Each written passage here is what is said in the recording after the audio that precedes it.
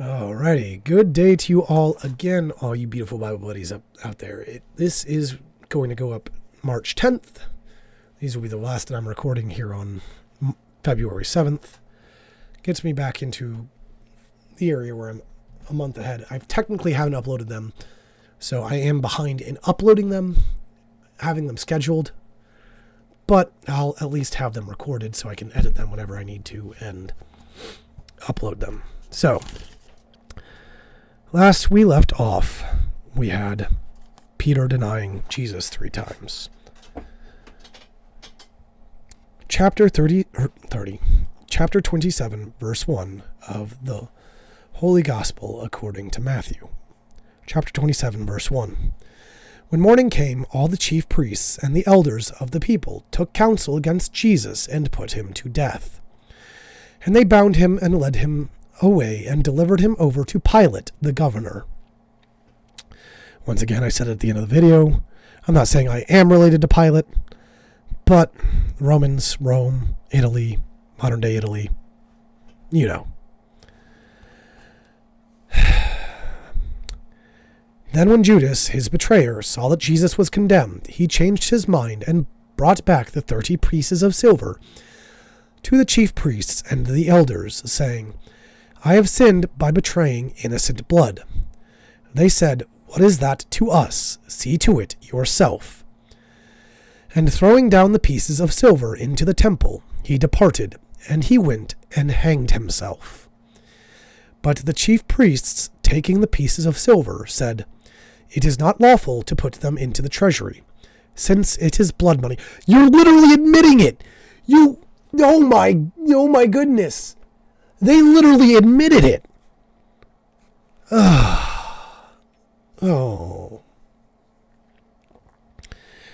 Okay. Since it is blood money. So they took counsel and brought with them the potter's field. So they took counsel and bought with them the potter's field as a burial place for strangers. Therefore that field has been called the field of blood to this day. Then was fulfilled what had been spoken by the prophet Jeremiah, saying, And they took the 30 pieces of silver, the price of him on whom a price had been set by some of the sons of Israel. And they gave them for the potter's field, as the Lord directed me. Now Lord Jesus. Now Jesus stood before the governor, and the governor asked him, Are you the king of the Jews? Jesus said, You have said so. But when he was accused by the chief priests and elders, he gave no answer. Then Pilate said to him, Do you not hear how many things they testify against you? But he gave him no answer, not even to a single charge, so that the governor was greatly amazed. Now at the feast the governor was accustomed to release for the crowd any one prisoner whom they wanted. And they had then a notorious prisoner called Barabbas, Barabbas. So when they had gathered, Pilate said to them, Whom do you want me to release for you, Barabbas or Jesus, who is called Christ? You know, it's super weird. I don't know. I'm sorry. I've got to pause here simply because of it. I don't know what time this would be exactly. It feels like this is around the time that Rome is really... Because they've already mentioned Caesar, though. This is the thing about history, and I'm kind of interested in it, is that a lot of things that, like, when I was growing up, were so focused on Greek mythology and Roman mythology, because essentially all the Romans did was steal from the Greeks. And funnily enough, we essentially steal from the Jews, but, you know, whatever. At least we didn't steal from the Norse. I don't know what that group, the Scandinavians. I guess theirs is at least original to them. But the Romans essentially take the Greek gods. There's Jupiter and Mars and this, that, and the other, versus, I can't name them directly because I don't remember them, like which one the counterparts are here, but Greeks being like Aphrodite, Athena, Zeus. I can't tell if this is at a time when Rome is more in power or Greece. I wonder if Greece and Rome, aka Italy, are just heavily at war throughout history. Interesting. For he knew that it was out of envy. Well, I'll restart that. So when they had gathered, Pilate said to them, "Whom do you want me to release for you, Barabbas or Jesus, who is called Christ?" Again, there's something in Greek. Sorry to pause again here. There's something in Greek linguistics that literally translates to Christ or like Christ or something. So anyway, because it's literally like Christ roughly translates, the word Christ roughly translates to like God or something like that. Again, all these words have so much more deeper meaning, which almost makes you want to believe that there's like something more to this, like you can have more control over this, but then that leads into witchcraft and witchery and whatnot, and I don't think we're really meant to do that, so don't know. For he knew, I'm starting right there, who is called Christ. For he knew that it was out of envy that they had delivered him up. Besides, while he was sitting on the judgment seat, his wife sent word to him, "Have nothing to do with that righteous man, for I have suffered much because of him today in a dream." Well, they actually got that right in The Chosen. Now the chief priests and the elders persuaded the crowd to ask for Barabbas and to destroy Jesus. The governor again said to them, "Which of the two do you want me to release for you?" And they said, "Barabbas." Pilate said to them, "Then what shall I do with this Jesus, who is called Christ?" They all said, "Let him be crucified." Terrible choice. Terrible, terrible choice. And that's something I'm very upset that those Romans did. Anyways, had to happen. And he said, "Why, what evil has he done?" But they shouted all the more, "Let him be crucified." So when Pilate saw that he was gaining nothing, but rather that a riot was beginning, he took water and washed his hands before the crowd, saying, "I am innocent of this man's blood. See to it yourselves." Oh, so your own people essentially are the ones crucifying you. This, I mean, again, is essentially nothing other than all of humanity crucifying him, because again, we're all made in God's image, but some of us want to follow him and some of us don't. And all the people answered, "His blood be on us and on our children." At least they admit it. Then he released for them Barabbas, and having scourged Jesus, delivered him to be crucified. Then the soldiers of the governor took Jesus into the governor's headquarters, and they gathered the whole battalion before him. And they stripped him and put a scarlet robe on him, and twisting together a crown of thorns. Who?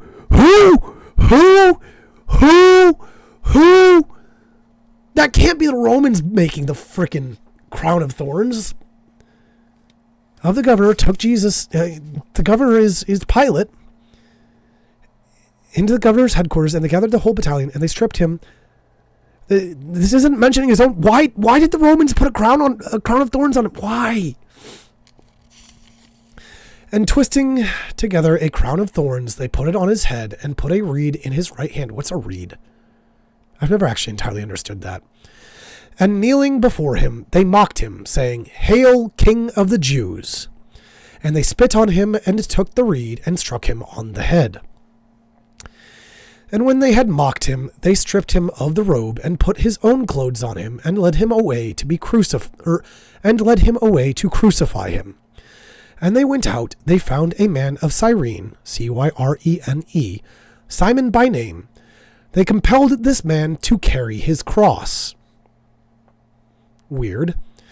And when they came to a place called Golgotha, Golgotha, Golgotha, which means place of a skull, they offered him wine to drink mixed with gall, but when he tasted it, he would not drink it. So basically saying there, because this is something that I struggled with a little bit, I'm just like, couldn't God just basically, there's this thing in some video games called console commands. I was like, couldn't he like essentially mute his own pain, just turn it off? But this right here, him tasting it but not drinking it, was him showing that he's not numbing his pain.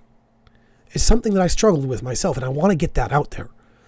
Because he did not numb his pain. He didn't just snap the fingers, all my pain receptors in my brain are turned off. Some kind of surgical procedure. No, he felt it. He felt it all. So that was him basically tasting wine, which wine can be a numbing agent, makes you feel less pain, and spat it back out, essentially. He tasted it, he felt it on his tongue, but he didn't swallow it, which you get, I suppose if you really want to debate it, maybe a tiny bit because your saliva breaks things down and whatnot. But no, a lot of us swallow our alcohol that we drink. So don't go there with that. Don't give in to the devil's advocate scenario types thing, Anyways, which means place of the skull, they offered him wine to drink mixed with gall, but when he tasted it, he would not drink it. And when they had crucified him, they divided his garments among them by casting lots. Then they sat down and kept watch over him there. And over his head, they already crucified him. I guess he's on the cross at this point when he gets to the drinking it. I guess. I don't know. And over his head they put the charge against him, which read, "This is Jesus, the King of the Jews." Then 2 robbers were crucified with him, one on the right and one on the left. And those who passed by derided him, wagging their heads, and saying, "You who would destroy the temple and rebuild it in 3 days, save yourself. If you are the Son of God, come down from the cross." So also the chief priests, with the scribes and elders, mocked him, saying, "He saved others, he cannot save himself. He is the King of Israel. Let him come down now from the cross, and we will believe in him." You guys, I would do the same, I'm sure, but you guys are... Ugh. He trusts in God, let God deliver him now, if he desires him, for he said, "I am the Son of God." And the robbers who were crucified with him also reviled him in the same way. But one of them supposedly doesn't. Read on. Now from the 6th hour there was darkness over all the land until the 9th hour. A solar eclipse, ? And about the 9th hour Jesus cried out with a loud voice, saying, "Eli, Eli, lema sabachthani. Sabachthani." So, I don't know if I pronounced that right at all. I'm going to spell it. E-L-I, comma. Anyways. E-L-I, I'm going to restart. E-L-I, comma. L-E, space, L-E-M-A, space, S-A-B-A-C-H-T-H-A-N-I. That is, my God, why have you forsaken me?" And some of the bystanders, hearing it, said, "This man is calling Elijah." And one of them at once ran and took a sponge, filled it with sour wine, and put it on a reed and gave it to him to drink. Once again, sure, maybe they did it 2 times. They gave it to him before they crucified him, and maybe they did it while he was crucifying him. Because again, they gave him what? The wine. Yeah, wine to drink with gall. And this person's giving it, filled it with sour wine. Mind you, it's not going to taste great either. And put it on a reed and gave it to him to drink. But the others said, "Wait, let us see whether Elijah will come to save him." And Jesus cried out again with a loud voice and yielded up his spirit. And behold, the curtain of the temple was torn in two, top to bottom, and the earth shook, and the rocks were split. The tombs also were opened, and many bodies of the saints who had fallen asleep were raised. And coming out of the tombs after his resurrection, they went into the holy city and appeared to many. The tombs also were opened, and many bodies of the saints who had fallen asleep were raised, and coming out of the tombs after his resurrection, they went into the holy city and appeared to many. When the centurion and those who were with him, keeping watch over Jesus, saw the earthquake and what took place, they were filled with awe and said, "Truly this was the Son of God."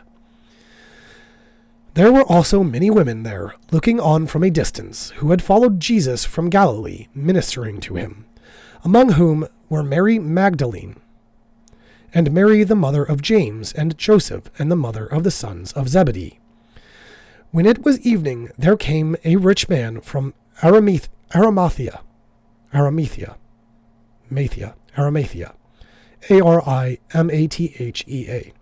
named Joseph, who was also a disciple of Jesus. I thought there were so many more chapters in Matthew. I'm going to finish it, huh? Right? Disciple of Jesus, 945, 946, okay. He went to Pilate and asked for the body of Jesus. Then Pilate ordered it to be given to him, and Joseph took the body and wrapped it in a clean linen around. And Joseph took the body and wrapped it in a clean linen shroud, and laid it in his own new tomb, which he had cut in the rock. And he rolled a great stone to the entrance of the tomb, and went away. Mary Magdalene and the other Mary were there, sitting opposite the tomb. The next day, that is, after the day of preparation, the chief priests and the Pharisees gathered before Pilate, and said, "Sir, we remember how that impostor said, 'While he was still alive, after 3 days I will rise.' Therefore order the tomb to be made secure until the 3rd day, lest his disciples go and steal him away and tell the people he is risen from the dead, and the last fraud will be worse than the first." Pilate said to them, "You have a guard of soldiers. Go, make it as secure as you can." So they went and made the tomb secure by sealing the stone and setting a guard. Which brings us to chapter 28, verse 1. Now after the Sabbath, toward the dawn of the 1st day of the week, Mary Magdalene and the other Mary went to see the tomb. And behold, there was a great earthquake, for an angel of the Lord descended from heaven, and came and rolled back the stone and sat on it. His appearance was like lightning, and his clothing white as snow. And for fear of him the guards trembled and became like dead men. But the angel said to the women, "Do not be afraid, for I know that you seek Jesus, who was crucified. He is not here, for he is risen, as he said. Come, see the place where he lay. Then go quickly and tell his disciples that he has risen from the dead. And behold, he is going before you to Galilee. There you will see him. See, I have told you." So they departed quickly from the tomb with fear and great joy, and ran to tell his disciples. And behold, Jesus met them and said, "Greetings." And they came up and took hold of his feet and worshipped him. Then Jesus said to them, "Do not be afraid. Go and tell my brothers to go to Galilee, and there they will see me." While they were going, behold, some of the guard went into the city and took the chief priests told the chief priests all that had taken place. And when they had assembled with the elders, and taken counsel, they gave a sufficient sum of money to the soldiers, and said, "Tell the people, his disciples came by night and stole him away while we were asleep." Again, it's not cheap to pay off Roman guards, if you didn't know that. Again, I know Greek and Roman really love to puff themselves up in their history and whatnot. But again, at the end of the day, buying people off is not cheap and never will be cheap. That's why you don't sell yourself. It's why you don't sell your morals. It's why you don't sell your values. It's why you don't... One of the many reasons, once again, why I dislike money. Because it invites that in. But whatever.